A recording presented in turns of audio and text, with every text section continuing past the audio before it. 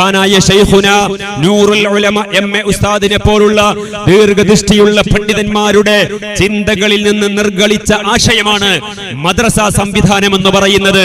ഇന്ന് നമ്മുടെ കേരളത്തിൽ 10,000-കണക്കിന് മദ്രസകൾ, ലക്ഷക്കണക്കിന് മക്കൾ അവർ അവിടെ പോയിട്ട് മദ്രസ വിദ്യാഭ്യാസം നേടുമ്പോൾ രാജ്യത്തിന്റെ ഭാവിയെ കുറിച്ച് സ്വപ്നം കാണുന്ന ഏറ്റവും നല്ലൊരു പൗരന്മാരെയാണ് അവിടെ വാർത്തെടുത്തുകൊണ്ടിരിക്കുന്നത്. അത് തീവ്രവാദത്തിന്റെ കേന്ദ്രങ്ങളോ ഭീകരവാദത്തിന്റെ കേന്ദ്രങ്ങളോ ഒന്നുമല്ല. നമ്മുടെ മദ്രസകൾ ആർക്കും നിരീക്ഷിക്കാം. മദ്രസ പ്രവർത്തിക്കുന്ന സമയത്ത് ഏത് മതസ്ഥർക്കും അവിടെ പോയിട്ട് മദ്രസ പ്രവർത്തനങ്ങളെ കുറിച്ച് മനസ്സിലാക്കാം. ഈ സമൂഹത്തിൽ ധാർമ്മികമായ അടിത്തറയുള്ള സമൂഹത്തിന്റെ സൃഷ്ടിപ്പിന് വേണ്ടിയിട്ടാണ് നമ്മുടെ മദ്രസകൾ മുഴുവനും പ്രവർത്തിച്ചു കൊണ്ടിരിക്കുന്നത്. ആ മദ്രസ സിസ്റ്റത്തിന്, മദ്രസ സമ്പ്രദായത്തിന് സമസ്തയുടെ ആലിമീങ്ങൾ നേതൃത്വം നൽകി.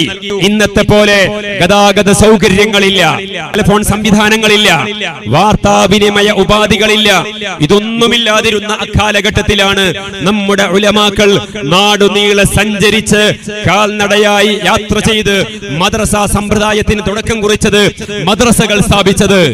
ആ മദ്രസകൾ നമ്മുടെ രാജ്യത്ത് ഇന്ന് വിജ്ഞാനത്തിന്റെ, സൗഹൃദത്തിന്റെ, സ്നേഹത്തിന്റെ, ഐക്യത്തിന്റെ വിളക്കുമാടങ്ങളായിട്ട് നിലകൊണ്ടുകൊണ്ടിരിക്കുകയാണ്.